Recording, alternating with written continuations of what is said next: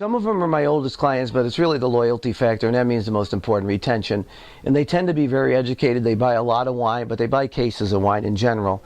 And they have a great following of their friends that they bring, and it's word of mouth. And that's the most important thing, is word of mouth. You could put an ad in the paper and do whatever you want, but it doesn't replace somebody bringing their wine home, trying it with their friends, and then that circle keeps getting bigger and bigger and bigger.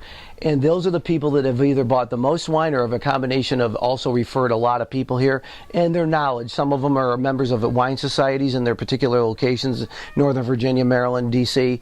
And I've chosen because of those reasons and their loyalty, and they're fun people. Yeah, rather interesting. Well, my biggest business I sold a couple years ago. I used to produce trade shows and hospitality events for the United Nations, NATO, and the Pentagon. But I traveled extensively overseas, 200,000 miles for 20 years around the world, mainly overseas. And because I'm a health nut and I entertain almost every night, I figured, hey, I'm going to drink something that's healthy, and so it's red wine. And because, years ago, the internet, international phones weren't big. I'd have to fly to New Zealand for an hour meeting, or Burgundy or Bordeaux or Paris. I can't just turn around on a plane. Years ago, you weren't able to do that. I've done it, but it's a painful process. So because of that, I started really getting in more in wine, started going to a lot of wine regions. Then I started collecting wine. And I've been doing it for over 25 years, and I still do, and that's my real big travels now. So because of that, and living in Northern Virginia for 25 years, my transition in life was taking place, and after 9/11, life changed traveling. It became just like a cattle cart, not like anything else. And my passion was, I was losing my passion a little bit. I still had it, but the natural, graduation into this, because I started 10 years ago and I opened up about 4 years ago. So I was still, renovating this old place, building caves and production buildings, planning 10 years ago, all 3 of my vineyard sites. And so the timing was kind of right on a lot of things, and whether it's God or faith or your path or whatever your journey may be, is that I was offered the right amount of money for one of my biggest companies, my trade show business, so the timing was right. It was a hard move because I had to transition from the business world of being, where I could travel first class, I could eat at the 5-star restaurants, and, because I earned it. I'm not bragging. It's just what I've earned in my life, and over time you want more and more of the same nice things. And obviously that was the evolution of me getting into wine. But doing the tasting room and stuff was an interesting challenge, because very few owners do the tasting room, and me and my wife Debbie do. We are the tasting room people. If you don't know your client base, forget it. Get out of the business, because you'll never figure it out. It's not about everybody, it's about the right people, and that's what we really wanted to do. So during the transition of all this, and me wanting to, I thought it would be easier to transition to this and being behind a winery person, because I'm becoming kind of an agricultural farmer, really, or a gentleman farmer. And to see other people on the other tasting room, it was a challenge for me, because they see me as being younger, or the other wineries would see me, here's a young guy coming in and doing it. But I held my true to form. I never lost my vision. I jumped over tons of hurdles to get here. I waited and waited and waited.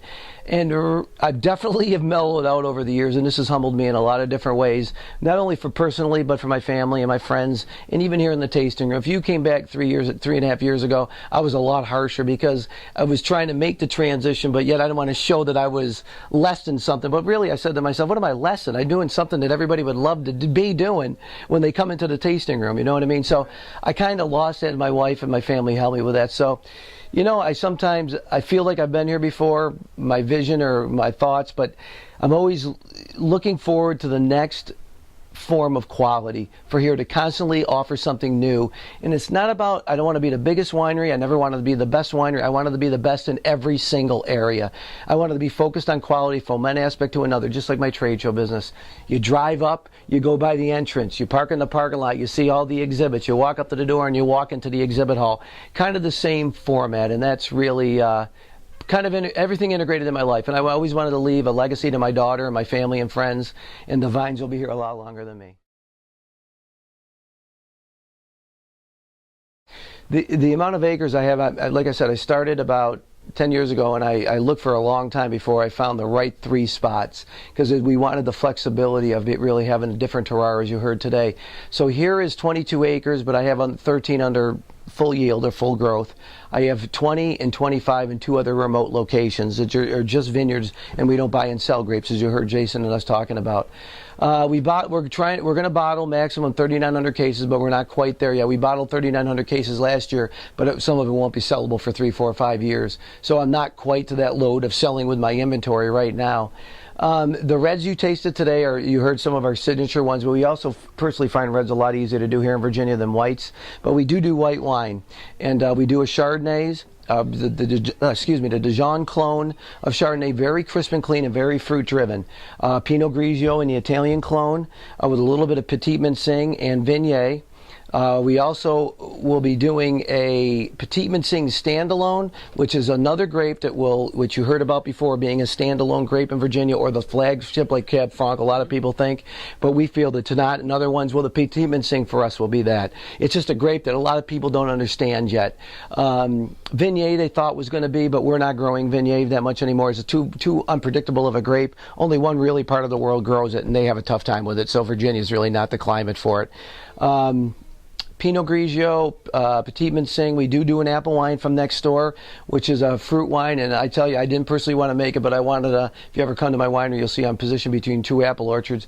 I really didn't want to make it, but thank God I did, because I can't make enough of it. Harry and David's is carrying it. The Washington Post wrote about the apple pie wine. It won the best apple wine last year in New York.